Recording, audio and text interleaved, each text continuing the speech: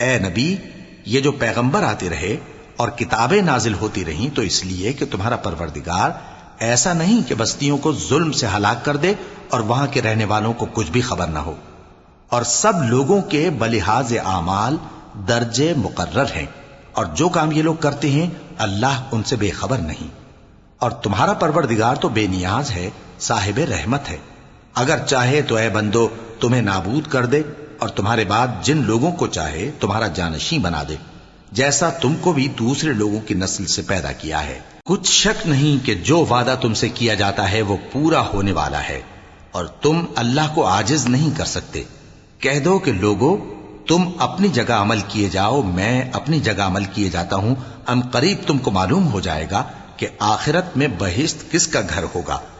کچھ شک نہیں کہ مشرک کامیاب نہیں ہوں گے، اور یہ لوگ اللہ ہی کی پیدا کی ہوئی چیزوں یعنی کھیتی اور مویشیوں میں اللہ کا بھی ایک حصہ مقرر کرتے ہیں، اور اپنے خیال باطل سے کہتے ہیں کہ یہ حصہ تو اللہ کا اور یہ ہمارے شریکوں یعنی بتوں کا۔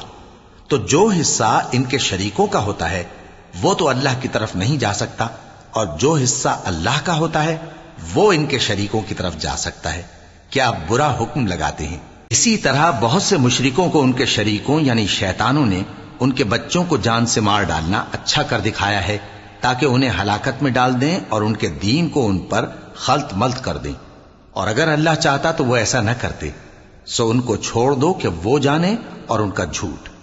اور اپنے خیال سے یہ بھی کہتے ہیں کہ یہ مویشی اور کھیتی منع ہے، اسے اس شخص کے سوا جسے ہم چاہیں کوئی نہ کھائے، اور بعض مویشی ایسے ہیں کہ ان کی پیٹھ پر چڑھنا منع کر دیا گیا ہے، اور بعض مویشی ایسے ہیں جن پر ذبح کرتے وقت اللہ کا نام نہیں لیتے۔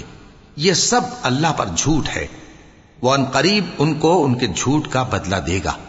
اور یہ بھی کہتے ہیں کہ جو بچہ ان مویشیوں کے پیٹ میں ہے وہ صرف ہمارے مردوں کے لیے ہے اور ہماری عورتوں کو اس کا کھانا حرام ہے، اور اگر وہ بچہ مرا ہوا ہو تو سب اس میں شریک ہیں، یعنی اسے مرد اور عورتیں سب کھائیں۔ ان قریب اللہ انہیں ان کی اس تجویز پر سزا دے گا، بے شک وہ حکمت والا ہے، خبردار ہے۔ جن لوگوں نے اپنی اولاد کو بے وقوفی سے ناسمجھی سے قتل کیا اور اللہ پر افترا کر کے اس کی عطا فرمائی ہوئی روزی کو حرام ٹھہرایا، وہ گھاٹے میں پڑ گئے، وہ بلا شبہ گمراہ ہیں اور ہدایت یافتہ نہیں ہیں۔ اور اللہ ہی تو ہے جس نے باغ پیدا کیے، چھتریوں پر چڑھائے ہوئے بھی اور جو چھتریوں پر نہیں چڑھائے ہوئے وہ بھی، اور کھجور اور کھیتی جن کے طرح طرح کے پھل ہوتے ہیں، اور زیتون اور انار جو بعض باتوں میں ایک دوسرے سے ملتے جلتے ہیں اور بعض باتوں میں نہیں بھی ملتے۔ جب یہ چیزیں پھلیں تو ان کے پھل کھاؤ، اور جس دن پھل توڑو اور کھیتی کاٹو تو اس کا حق بھی اس میں سے ادا کرو، اور بیجا نہ اڑانا کہ اللہ بیجا اڑانے والوں کو دوست نہیں رکھتا۔ مویشیوں میں بوجھ اٹھانے والے یعنی بڑے بڑے بھی پیدا کیے، اور زمین سے لگے ہوئے یعنی چھوٹے چھوٹے بھی۔ پس اللہ کا دیا ہوا رزق کھاؤ اور شیطان کے قدموں پر نہ چلو، وہ تمہارا کھلا دشمن ہے۔ یہ بڑے چھوٹے مویشی 8 قسم کے ہیں، 2 بھیڑوں میں سے اور 2 بکریوں میں سے، یعنی ایک نر اور ایک مادہ۔ اے پیغمبر ان سے پوچھو کہ اللہ نے دونوں کے نروں کو حرام کیا ہے یا دونوں کی ماداؤں کو، یا جو بچہ ماداؤں کے پیٹ میں ہے اسے؟ اگر سچے ہو تو مجھے سند سے بتاؤ۔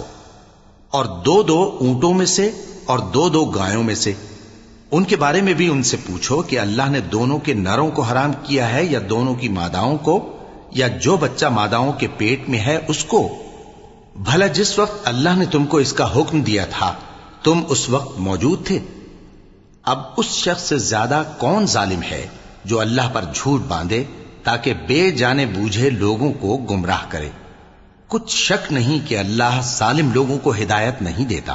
کہو کہ جو احکام مجھ پر نازل ہوئے ہیں میں ان میں کوئی چیز جسے کھانے والا کھائے حرام نہیں پاتا، بجز اس کے کہ وہ مرا ہوا جانور ہو یا بہتا لہو یا سور کا گوشت، کہ یہ سب ناپاک ہیں، یا کوئی گناہ کی چیز ہو کہ اس پر اللہ کے سوا کسی اور کا نام لیا گیا ہو۔ اور اگر کوئی مجبور ہو جائے لیکن نہ تو نافرمانی کرے اور نہ حد سے باہر نکل جائے تو تمہارا پروردگار بخشنے والا ہے، مہربان ہے۔